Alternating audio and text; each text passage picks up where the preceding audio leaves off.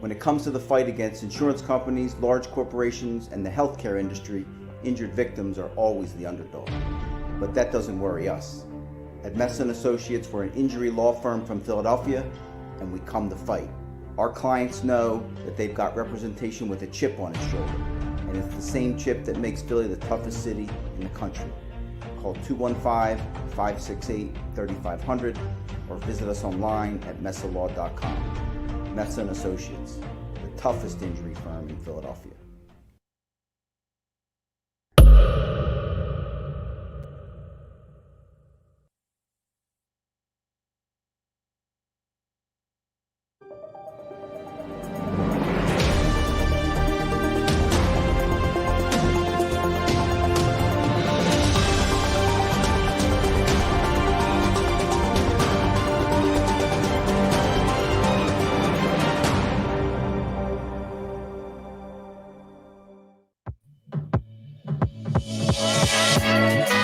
Welcome back to another edition of Football 24/7. I'm here with the Don, John McMullen, and I'm your guy, Tone DeShields II. We appreciate you guys for locking in.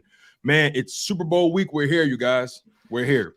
And we couldn't have asked for anything more. Your Philadelphia Eagles are in the Super Bowl 57 at that. And not too far away from Super Bowl 52 when they took it home and beat the New England Patriots. But can they beat the Kansas City Chiefs, the Patrick Mahomes-led Kansas City Chiefs? John, first and foremost, before we get too deep into the nitty-gritty, how are you feeling this evening, my man? I know you've been doing a lot of grinding these past several hours. Yeah, it's the Super Bowl, really. I hadn't heard. Yeah, the hype is fully ramped up. Super Bowl opening night tonight. So that's exciting, I guess. When are you actually heading down there? I am not going until later in the week, Friday. So okay. I get to miss all the nonsense, as Alshon Jeffrey would call it, and happy to be in there for the game. Definitely, man. This game is, I've been saying it all week and for the past few weeks, actually. This matchup is the matchup that the people deserve. Number one seed versus number one seed. The best team in the AFC versus the best team in the NFC, right? And a lot of people thought the Bengals would overtake the Chiefs as being the best team in the AFC, but the Chiefs had to remind the Bengals, you guys still have a long way to go until you're, on our level, right? Patrick Mahomes did Patrick Mahomes things. And the Philadelphia Eagles, they took care of business against the Giants and the 49ers. But, both these teams, it's interesting. They have a different dynamic for each respective team. The Eagles are one of the most complete teams in the NFL. Some would say the most complete team in the NFL. And then the Kansas City Chiefs are pretty much top heavy, like we've talked about before, having Patrick Mahomes, Travis Kelce, and Chris Jones, so on and so forth. And after that, it's just pretty much a bunch of dudes. No offense to those guys, but when you look at this matchup on paper, what are the things that jump out to you? Well, exactly that. I've been talking about it. The Chiefs are very, very top heavy, and the Eagles are more well-rounded. But I got to tell you, if you want to bring it back locally, I'd look at those great Phillies teams, and you could argue that Jimmy Rollins was the most well-rounded player, but I can tell you Ryan Howard, the home run hitter, was the more important player. So anytime you get players like Patrick Mahomes and Travis Kelce and Chris Jones, they can win games on their own. So, it's a very difficult matchup for the Eagles. It's certainly their most difficult matchup. It's crazy. Both teams are 16-3. Both teams have scored 546 points exactly. Both teams have 6 All-Pros, including a Kelsey brother and the quarterback. And each are, as you mentioned, the NFL's number 1 seeds on both sides. So it's almost a mirror. The only difference I say is the Eagles 16. The Eagles are 16-1 with their starting quarterback, and that's a slight difference to me. But Patrick Mahomes is the best player in this game. He's the best player in the world, and if you take him lightly, you're gonna rue that day. So the Eagles got to be prepared, got to be ready to go, got to bring their A game. This matchup kind of reminds me of, I'm not sure if you're familiar with this, but that old Spider-Man meme with the 2 Spider-Mans pointing at each other. This is kind of what that matchup is. Like you said, on paper, everything is identical. The amount of points scored, having a Kelsey brother, all pros all across the board. Both of these teams are quite literally identical, but they play the game differently, right? The Chiefs lean on Patrick Mahomes to make plays and do a lot of myth, magic, and mysticism in that pocket.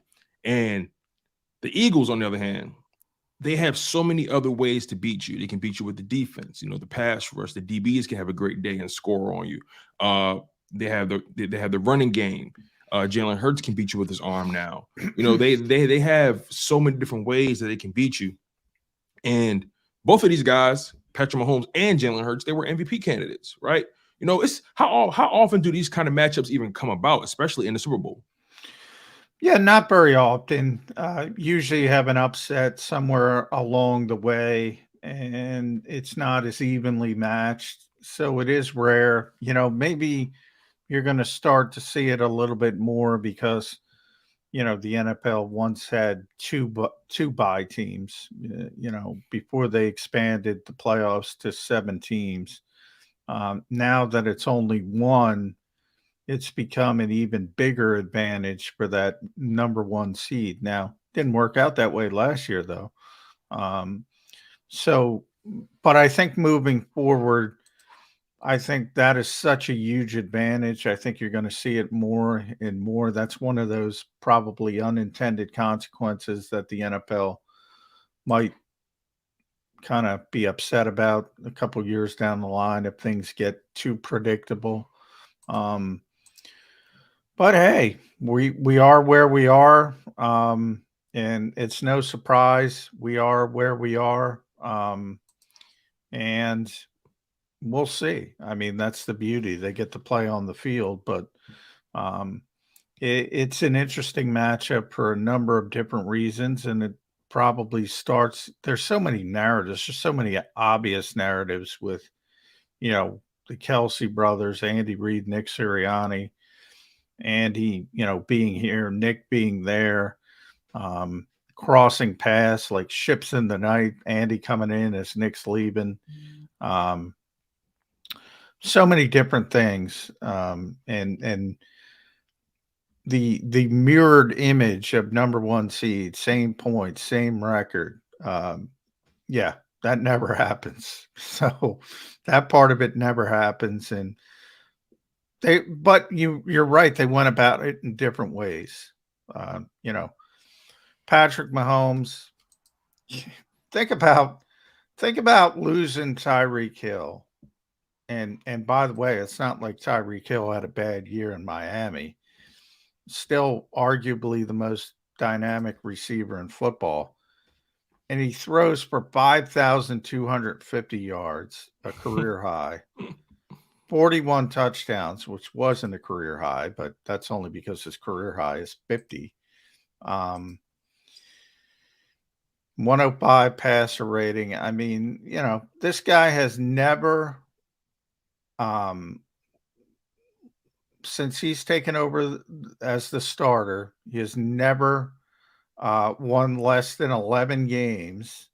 And that was his low point because he was injured for a couple games. He was 12-4, 11-3, 14-1, 12-5, 14-3. Wow. I mean, that's kind of Peyton Manning-esque. Yeah. 5 for 5, 5 championship games, Third Super Bowl in 4 years, and he's only 27 years old. This is, there's a long way to go when you're talking about longevity and the greatest of all time having 7 Super Bowls. It's a long way to go. But through 5 NFL seasons, we've never seen a player like Patrick Mahomes. Yeah, his approach to the position is extremely uncanny. I want to kind of take a step back really quickly. You brought up Nick Sirianni and the Andy Reid connection, and we know both of those guys are linked by way of Harry Roseman. Obviously, Harry Roseman worked with Andy, now works with Nick Sirianni. And I was reading your article about Nick Sirianni and Harry Roseman's budding bromance or their budding relationship, and it couldn't help. It made me think about Howie's relationships in the past, right? He wasn't really known for maintaining the best of relationships. His name wasn't really, and you probably could tell a lot better than I could, but Harry Roseman, you can make an argument his priority wasn't really necessarily culturing or nurturing relationships. Rather, the relationship between him and Doug Peterson deteriorated rather quickly.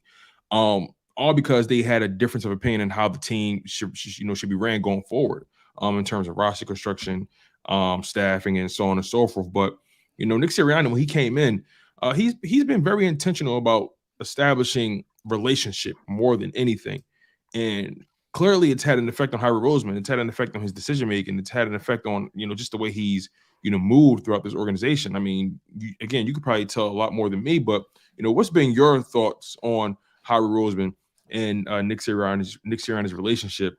And again, you got here in 2016, right, John? I was here before, but I started covering the Eagles in 2016. So basically, you were able to cover the entire Doug Peterson era, right? Yeah.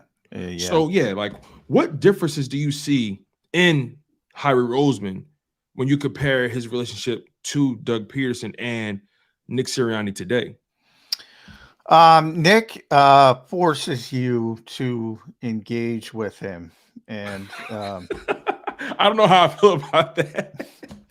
Oh man, in a good way. Okay, gotcha. How he told a funny story about when Nick got hired in the offseason. He said, let's hang out. Let's, what do you want to do? Let's hang out. And Howie was like, what? Who? What? He's like, Doug's not going to ask Howie to hang out. Nick's going to have him over to South Jersey and force him to have that relationship. And, he's big on connecting with people. And to his credit, he connects with people. And he's one of those, we all know him. Those people walk in a room, they have big personalities. They want to engage everybody. Nick Sirianni's one of those people. And, my comparison was, because Doug had tremendous success, obviously. Super Bowl in the second year, very similar to what Nick Sirianni's trying to accomplish. 3 consecutive playoff appearances. Then he had the one bad season. And there was essentially no mulligan for him because the relationships weren't there. And I think more than Howie, it was with Jeffrey Lurie, to be honest. But the relationships weren't there. Whereas Nick, that's not going to be the case. So, for people saying, could that happen again? Well, anything can happen. But I don't think so, because Nick Sirianni is not going to let it happen. Now, ultimately, does Nick Sirianni want more power with the more success he has? That I can't answer. A lot of coaches go down that route and say, you know what? I deserve more of a say in this and that. And nobody can predict a future there. But as far as cultivating and building relationships, and that's the one thing, how he said he's learned a little bit from Nick. You got to work on it. You're married, I'm married. You got to work on relationships, right? If you don't, they're not going to go well. And You know, Howie probably didn't know that in his younger days. And, you know, Andy Reid had the power originally when he hired essentially Howie Roseman to be GM. So now it's the exact opposite. Howie has more power than Nick. And, you know, this is the way it should be if everything works in concert. And this year it's worked in concert. Could it be an age thing? I mean, Doug, he's older, 55 years old. Howie, 47. I believe Nick is 42, 41. So, I mean, could it have simply been like an age thing? Maybe Nick and Howie see themselves more so as, I don't want to say equals, but maybe as peers, whereas Doug kind of had that age over Howie, and maybe he kind of felt like, who am I to answer to this guy? I don't know. Am I reading too much into that? I think it was more of a success thing. You know, when he won a Super Bowl, it was like, all right, Doug had no problem coming in here and with Howie having personnel control. But as you win, as you have success and certain things don't go the way you want, you start to say, well, why don't I have more control? Why don't I have more power? And that's the risk with every, coach GM relationship, traditional, and now it's a traditional setup where the GM has more power than the coach, whereas it was non-traditional when Andy was here. The coach had more power. You feel, and Howie has said it himself, and he said it again when I talked to him on Saturday before they left for the Super Bowl. One of the things that he learned is that if you're going to fail, you want to fail doing it your way. You don't want to be, not following your convictions. So make no mistake about it.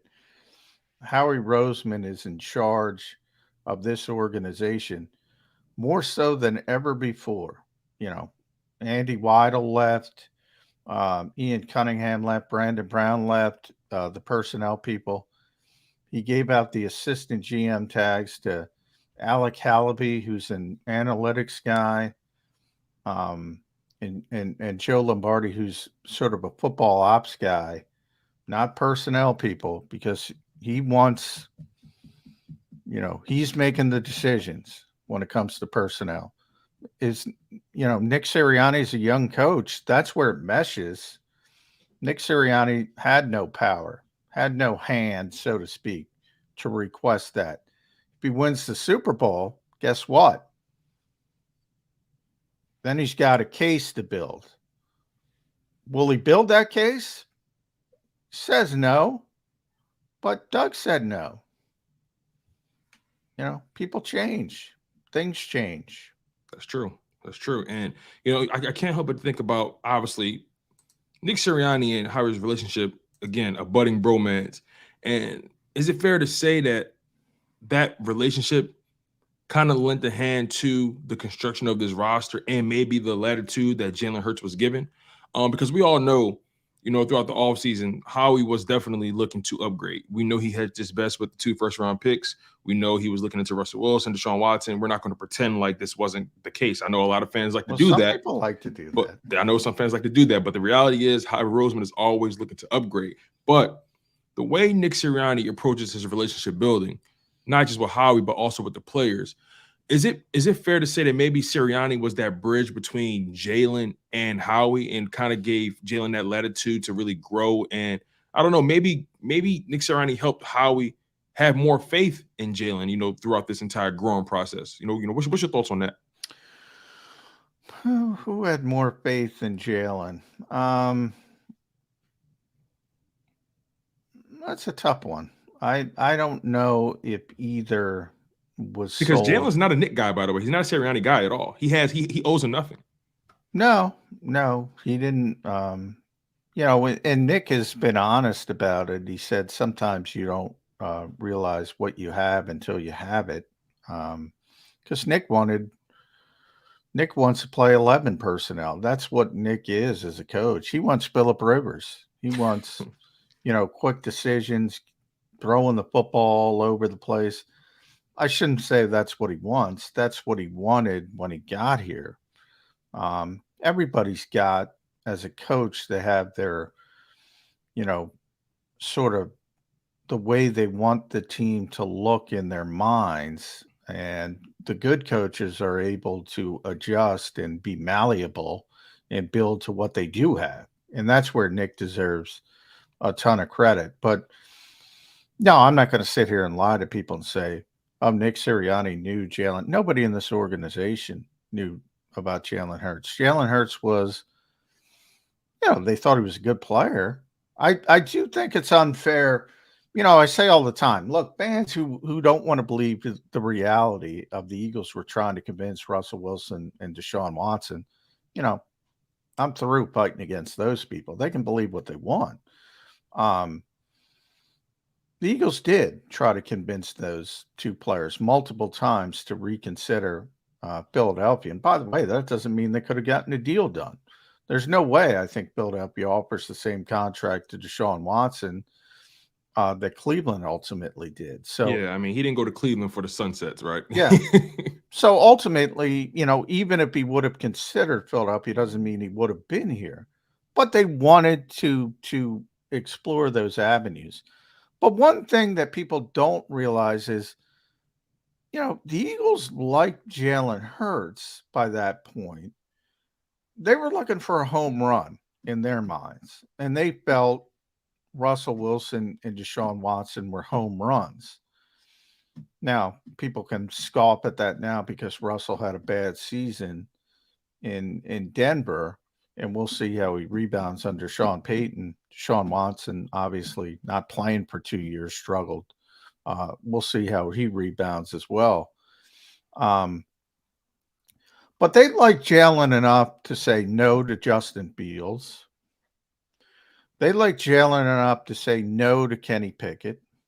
I said, we're not interested in bringing in another young quarterback, and we don't know if he's got that kind of work ethic. We don't know if he's got that kind of capability to learn. So they were willing to consider home runs, but they weren't willing to consider doubles. Because let's be honest, Justin Fields has a better skill set than just about everybody, but he's not a good quarterback, at least right now. I never saw it. I got to see him up close. Phenomenal runner, but I mean, I've never seen a slower decision maker. I mean, he holds on to the football. He's not ready to play at this level, at a high level. So I think the Eagles were right. I think they were right about Kenny Pickett. He would not have been an upgrade over Jalen Hurts. So they do deserve some credit for saying, no, this kid's doing well. Just, I always call Russell Wilson was the white whale of this organization. They missed out on him back in the draft. And they always felt, man, if we would have had him, we would have had multiple Super Bowls. And Russell's changed over the years. Let's be honest. He's kind of a little flaky these days, to be honest. So sometimes it's better to be lucky than good. Yeah, you bring up a good point because, yeah, sure, you can bet on a guy like Justin Fields or Kenny Pickett, but you see the way Jalen approaches the game. You see how he approaches preparation and just becoming a better quarterback. And you don't want to leverage that level of work ethic just because you want to bank on another guy maybe being slightly better. But again, you know what Jalen Hurts is, and you can look at Justin Fields and Kenny Pickett and say, I don't think those guys have what this guy has. I think I'll take my chances with a guy like Jalen Hurts. And that's kind of one of the things that I kind of want to touch on with you, John. Like, a lot of people, again, no one saw this level of Jalen Hurts coming this soon. We all knew he would improve. We all knew that, but we didn't know how much, and we also didn't know how much latitude this organization will give him. How patient would they be? But he's automatically just smashed all those concerns. But when it comes to Jalen Hurts, a guy who he may not be the most flashy player, right? When you think about his rushing statistics, right? He doesn't average like 7, 8, 9 yards a carry like a Fields or Lamar Jackson. He averages 4 yards a carry. He's kind of literally like a running back at that position. So he's not a flashy runner. He's not a flashy thrower. He's a lunch pail kind of guy. And when you think about Jalen Hurts, his most valuable assets can't really be quantified. They don't really fit into the box score. And I'm curious to know, what's your thoughts on his intangibles? Are they being appreciated enough? And what will those intangibles, what type of impact would it have on this Super Bowl? Well, I think the people that know him appreciate the intangibles, but I think, let's be honest, there's our buddies on this network, on the JAKIB Sports Network, Jeff Kerr, Jody McDonald, they're stats guys, right? They don't want to hear about intangibles. You've seen me and Jody go at it. What's the numbers? What's the passer rating? What's this? I don't think NFL football is a statistical based game compared to other sports. The game is too emotional. It's too much emotion in the game. Compared to basketball, compared to other professional sports. And you can look at numbers and say, oh, this doesn't look impressive. But if you watch the game, you say, oh, that was pretty impressive. That kind of sums up Jalen Hurts. 16-1 is 16-1. You don't see too many quarterbacks go through an NFL season and find a way to win just about every time they step on the field. That's what you're seeing with Jalen Hurts this year as a third-year quarterback. He finds ways to win. Doesn't always play great. There are games he's explosive and he has his best stuff, and there are other games like Arizona and Indianapolis, and Indianapolis might be the best example because he just put that team on his back in the fourth quarter and won the football game. I mean, they weren't doing anything. And Indianapolis was playing well. Their front was playing well. Their front's more talented than people realize. And they were winning that game.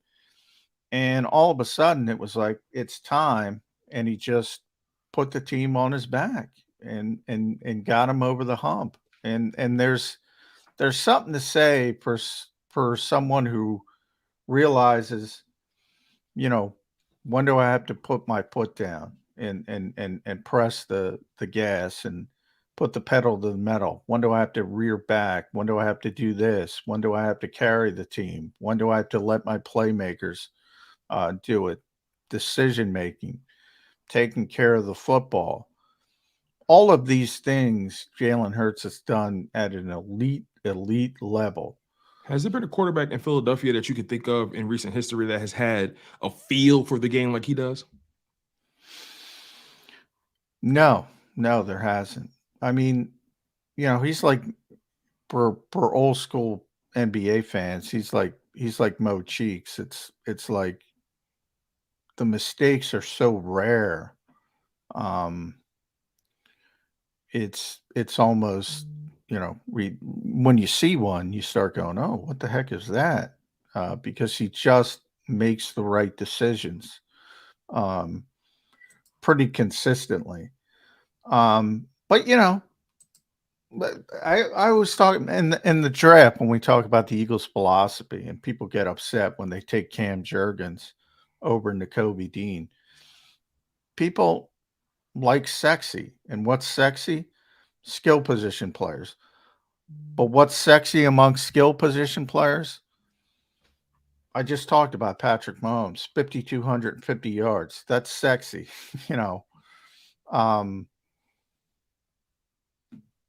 You're never going to be able to convince someone that intangibles are more important than that. And that's probably a bad example because Patrick Mahomes is so good, but There are so many quarterbacks who, Kirk Cousins, a guy we bring up all the time, the numbers are outrageous.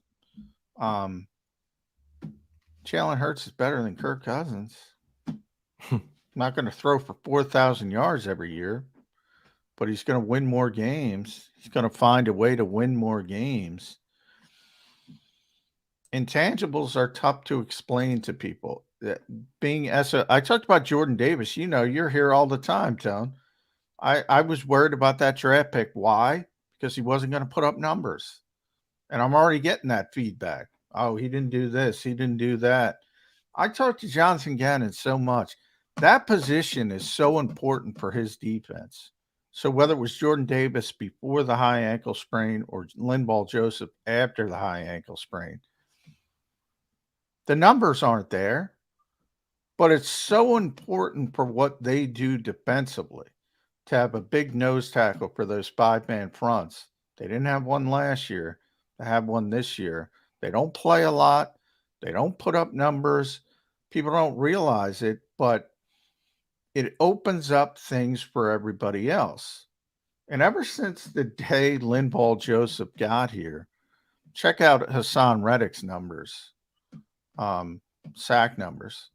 That's no coincidence.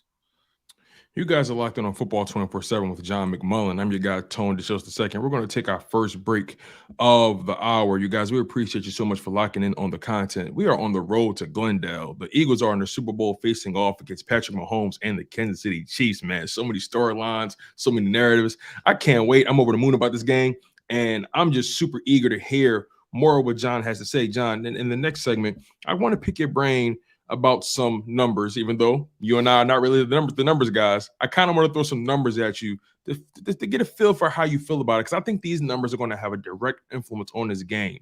So keep it locked, you guys. Again, this is Football 24/7 with John McMullen, and I'm your guy, Tone DeShos II. We'll be right back after this. When it comes to the fight against insurance companies, large corporations, and the healthcare industry, injured victims are always the underdog. But that doesn't worry us. At Messon Associates, we're an injury law firm from Philadelphia, and we come to fight. Our clients know that they've got representation with a chip on its shoulder, and it's the same chip that makes Philly the toughest city in the country. Call 215-568-3500 or visit us online at messalaw.com. Messon Associates, the toughest injury firm in Philadelphia. Post-game show with Seth Joyner. I knew that they had a running game. Derek Gunn. He has put in the effort. Devin Caney. Had we not won the Super Bowl, what would we be saying? And Mike Missinelli. Well, you know how Philly is. Post-game, now streaming on the 6ABC family of apps.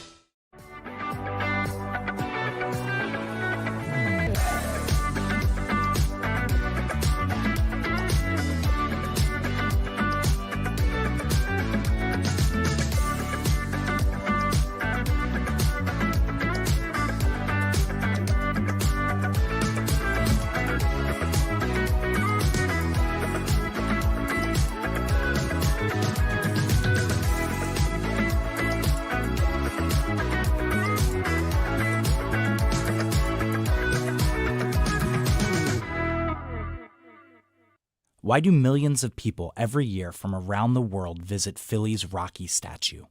You want to tell me the sky is burgundy with green stripes and yellow polka dots? I'll meet you on that. But you're never going to convince me Rocky is anything other than the pure greatness that it is. Never going to happen. Join me, Paul Farber, for WHYY's The Statue. We're going on a journey to explore the biography of the Rocky statue.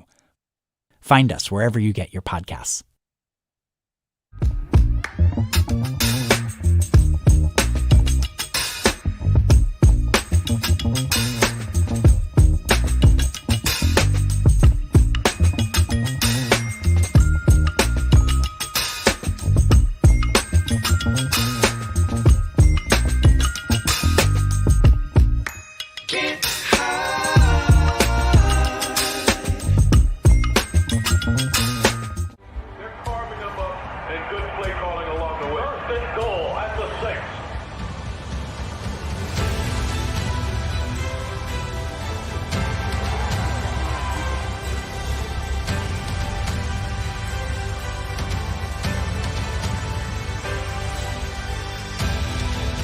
the field of life, First Trust Bank is there for you.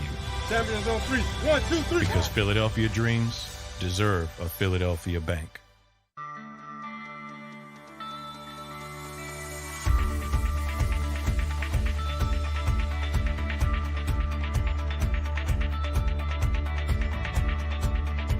Hi, I'm Jim Muehlbronner, Managing Partner at Delval Insurance Group. Give us a call. We're a local, knowledgeable agency, not an 800 number. Go Birds!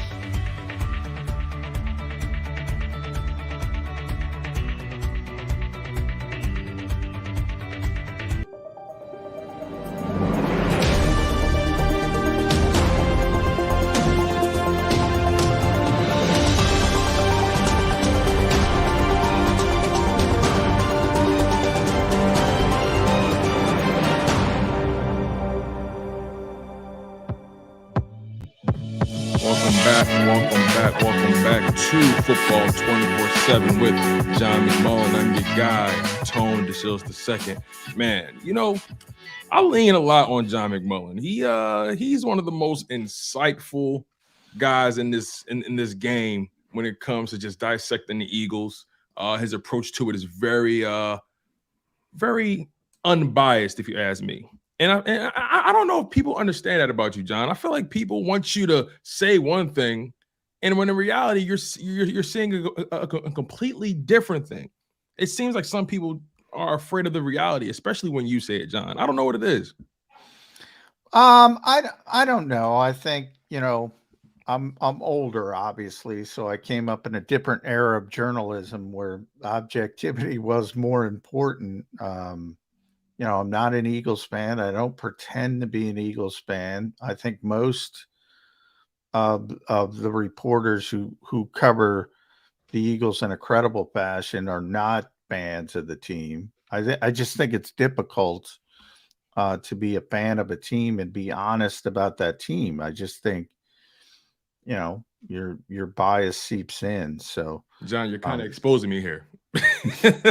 Well, you're a talk show guy, so I've always been. Now I'm on a lot of shows and I talk, but you're a journalist by trade. Yeah, you know, first and foremost, it's different, you know, as you know.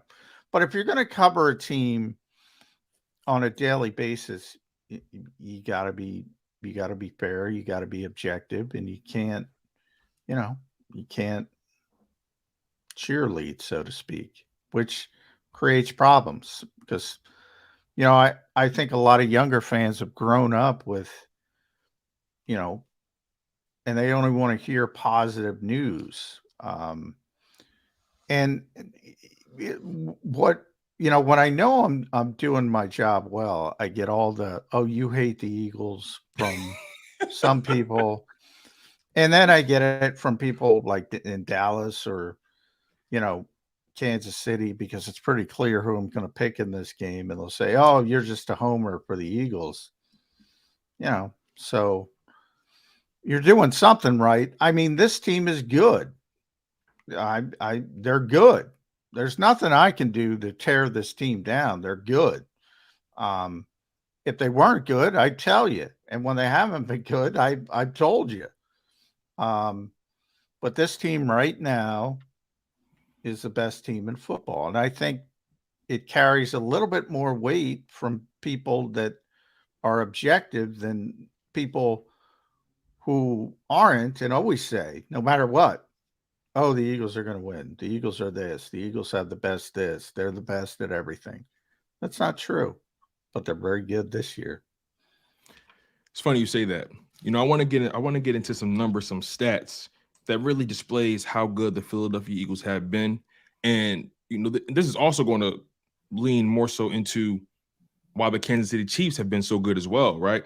And this is a category that, in my opinion, is probably the most important in football, maybe one of the most important in football when you judge how good a team really is. And it's third down conversion rate. Now, when it comes to the Philadelphia Eagles, right, on defense, they were 10th in the league in opponent third down conversion rate. They were ranked 10th at 38%. Not bad.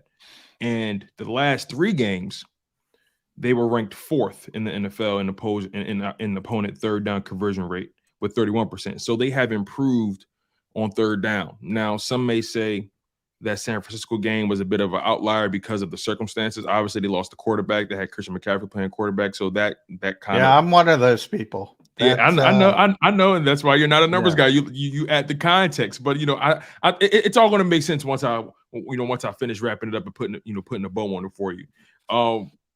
And you think about the Kansas City Chiefs, their offense throughout the season, they've been ranked 2nd in terms of third down conversion rate. And that's at a 49% clip. And in the past 3 games, they're ranked 4th in third down conversion rate with 51%. So they've technically improved in terms of converting their third downs on offense. The Eagles have improved in terms of defending the third down. How important will third down be in this game, right? Because the Kansas City Chiefs, they're not really the best team defensively on third down either. And the Eagles, they are pretty good on third down offensively. So just for both teams, offensive, defensively, speak on just the value of third down and just how much of an impact would that have on this game? Well, I mean, situational football is everything. Right. It's the most important down in football, unless you're going on 4th down, and the Eagles do that more often than most, and certainly are very aggressive in that type of instance. But so, I mean, in an individual game, yeah, it's tremendously important to win third downs, to win red zone battles, all those kinds of things. But I do think, and we see it every week, and for whatever reason, I think, people put too much emphasis on what happened the week before. And I always go back to Jim Schwartz telling me games have personalities. And, one of the things I laughed about is the Kansas City Buffalo playoff game from last year, last season, which was that, overtime game where everybody overreacted and they changed the rules. But you remember that narrative around the league. And this wasn't just fans, Tone. It was even people who cover the league, inside the league. Oh, you can't deal with Mahomes or Josh Allen. Nobody in the league. You got to be able to outscore. No, you don't. In fact, that's dumb. There's a million different ways to win a football game, and the Eagles tried to show you every one of them this year because they won games so many different ways. And that's when we talk about, what's better, having an identity. Like, what Kansas City is. What they have to do to win the game, because they have to win the game with their top-heavy players, Patrick Mahomes, Travis Kelce, Chris Jones, Creighton Habak on defense. The Eagles, they might win with A.J. Brown going off. They might win with Jalen Hurts in the running game. They might win with Miles Sanders in the running game. They might win because Hassan Reddick wrecks the game on defense. Or maybe it's one of the corners. The savvy corners, Slay and Bradbury, picking a pass off. C.J. Gardner-Johnson. They could win so many different ways. What's better? In theory, you need an identity to be consistent. Well, the Eagles have been the most consistent team. They don't really have an identity other than they're going to beat you. I think their identity is that offensive line, right? Just their sheer dominance at the line of scrimmage. If I had to really pinpoint an identity on this team, yeah, probably. It's definitely the trenches. Both sides, offensive, defensive line. But that's not what people think of. You're right, but that's not what people talk about. Like, what's your identity on offense? It's they don't say, well, Jordan Mailata pancake and Nick Bosa. They don't say that. Maybe it's not an identity, but maybe it's a mentality.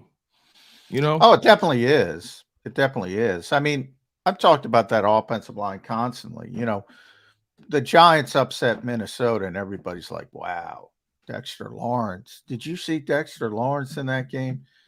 And Dexter Lawrence was phenomenal in that game. Showed up in Philadelphia. I don't know. I noticed him a couple times on the field. I didn't notice him at all. I noticed him at the coin flip. That's about it. Yeah, barely noticed him. BG was barking at him the whole time.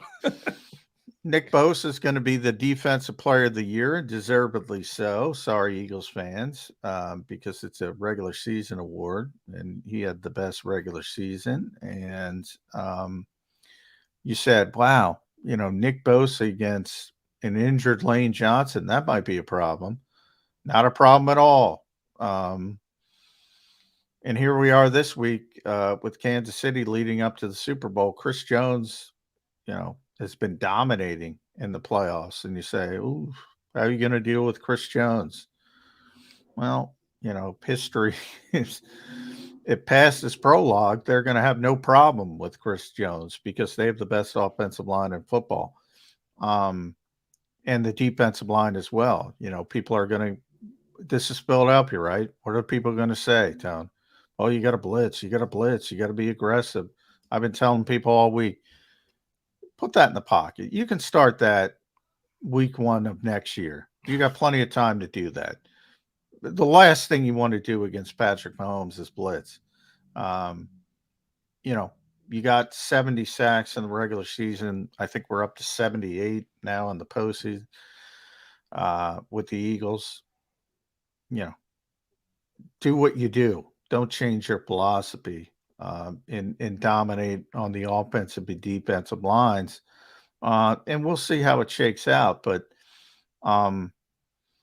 their identity is doing whatever it takes to win a football game. And that's a pretty good identity.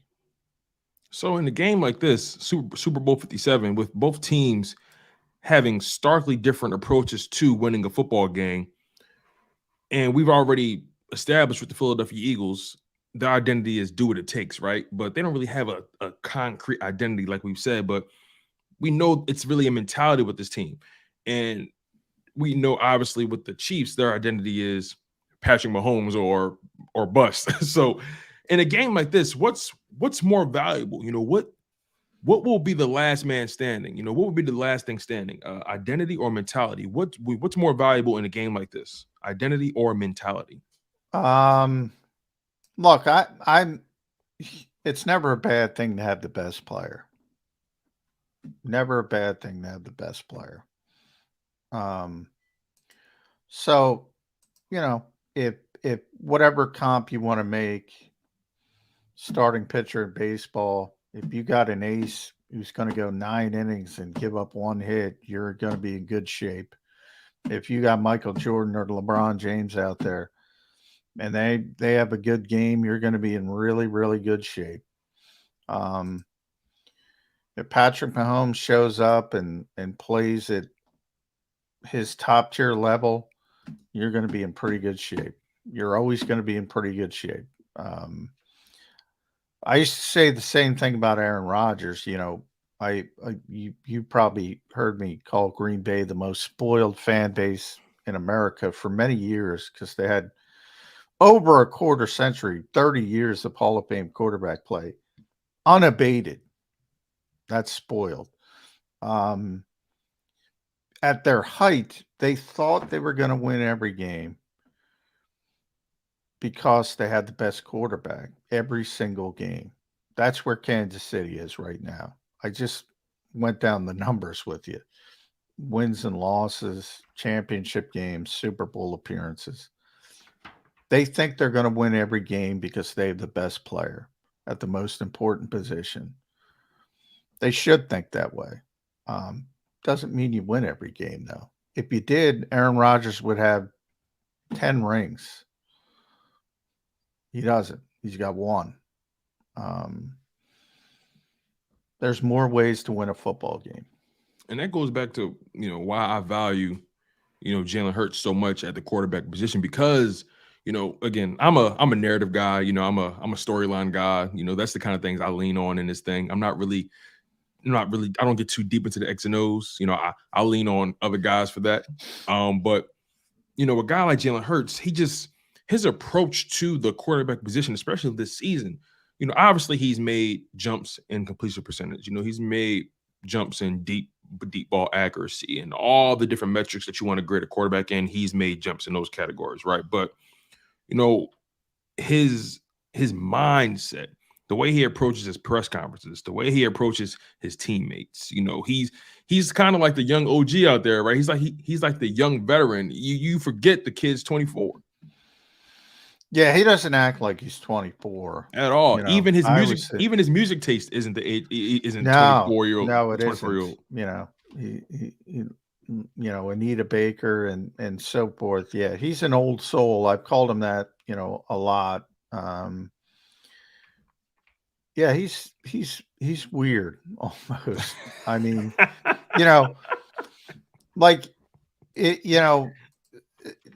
Chauncey Gardner Johnson acts like you expect, and Chauncey's 25, right? He acts like you expect a 25-year-old NFL player to act. Just incredible cockiness and energy, self-assuredness, and bordering on overbearing when you're a star player. And he's not the star that Jalen has turned into. Jalen is, I don't know how many times it's tough to make comparisons because you don't meet 24-year-olds who are that mature. It's rare, to say the least. Yeah, it's permeated through the roster, and I think it's even changed the way the other players approach their work ethic, right? We've seen a career year by Miles Sanders, with Jalen Hurts. Obviously, Jalen Hurts' play style has a lot to do with that. But I think just Jalen Hurts' commitment to himself, his commitment to his teammates, has permeated through his roster. And I think he had, in one of his press conferences, I think it was after the Steelers game, where he basically said, I don't really get into talking about myself, but I'm starting to see this team take shape into what I want it to be. It's starting to take shape into my identity. I'm not sure if that's the game or not. But I think about guys like Miles Sanders who's taking their game to another level. Kenny Gainwell, in my opinion, who has stepped up big time in his playoffs, averaging 6 yards a carry right now in these playoffs, in whatever opportunities he has gotten. I want to shift gears a little bit, leaning more on Kenny Gainwell. His emergence in his playoff run, does it make it that much easier for this team to kind of part ways with Miles Sanders in the offseason after they win the Super Bowl? See what I did there? Yeah, I think they're going to move on from Miles just because of their philosophy. I don't think it has anything to do with Kenny Gainwell. I think, they'll draft another running back and Kenny will get an opportunity to compete. I think they look at Kenny more as a third down and hurry up back. Again, we get back in the stats thing. His numbers are great, but what do they mean? The games were over. And, if they were close games, Miles would have played more. They had an opportunity in the second half to sort of, all right, we'll take it easy with certain players. Miles was in that category. And he and Boston Scott got a little bit more opportunity than they typically would. Now, Kenny's always going to play in third downs and hurry up because he's a better receiver. And they do like his ability in short yardage, which is kind of strange because he's just got a natural feel for it because he's an undersized guy. But I don't think they're saying, because Kenny Gainwell had some nice numbers and blowouts against the Giants in San Francisco, we're going to move on from Miles Sanders. I think they're going to move on from Miles Sanders because they got to pay a ton of players and they value other positions more than they value running back. They think they can get a running back who can be similar, especially with Jalen Hurts helping them as the +1, who can put up similar numbers and have similar efficacy as Miles Sanders. So I think that's the reason why they're less likely to re-sign Miles Sanders more than Boston Scott did this or Kenny Gainwell did that. If that makes sense. No, I follow you. I follow you. We have a few minutes left in the show. I kind of want to end it on this note. I want to touch base on the skill position guys in this Super Bowl.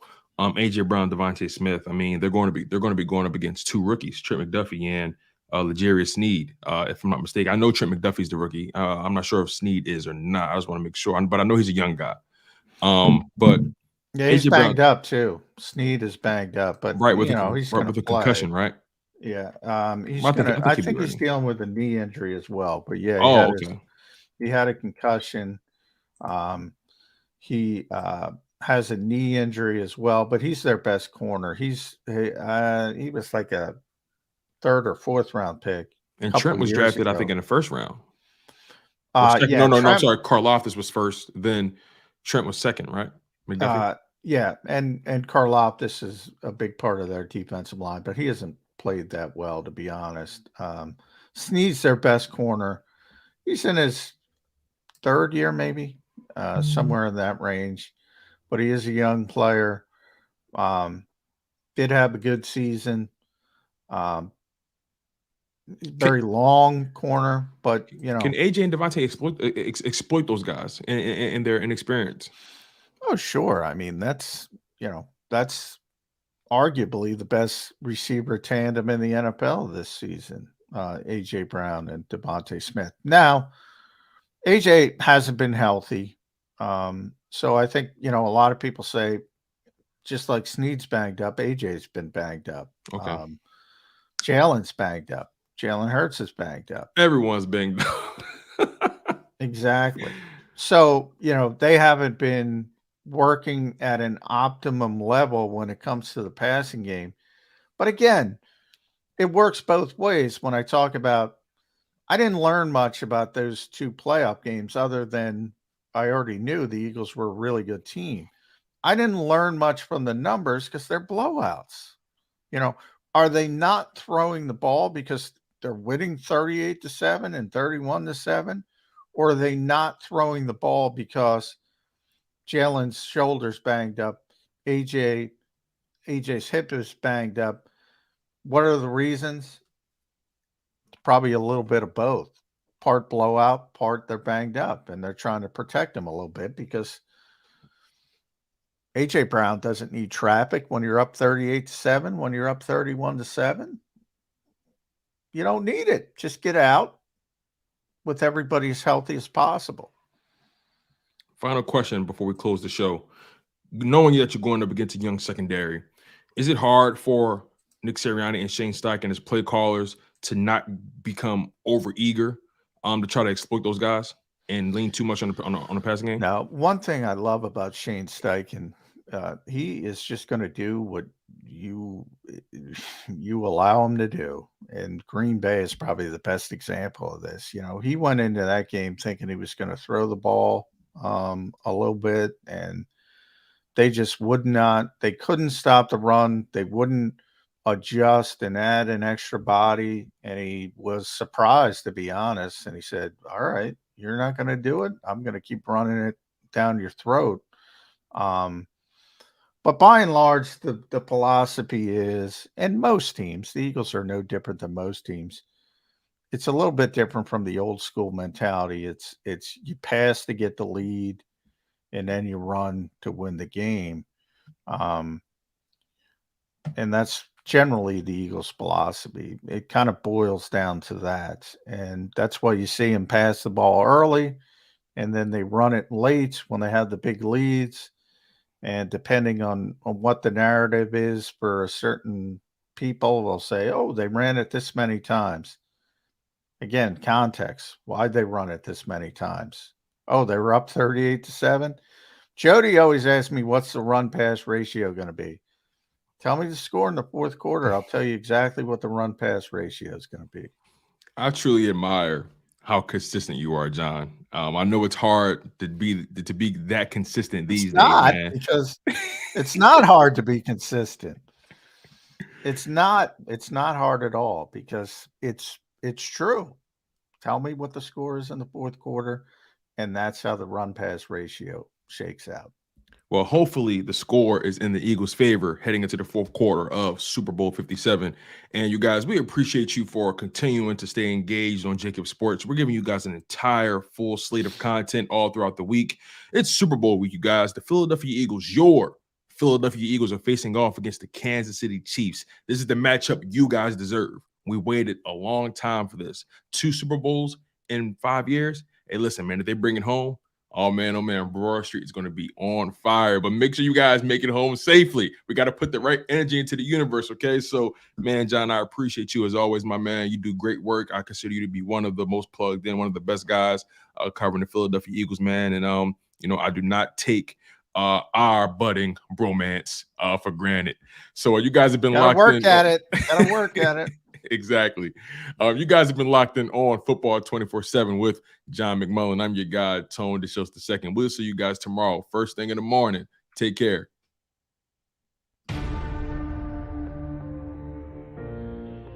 When it comes to the fight against insurance companies, large corporations, and the healthcare industry, injured victims are always the underdog.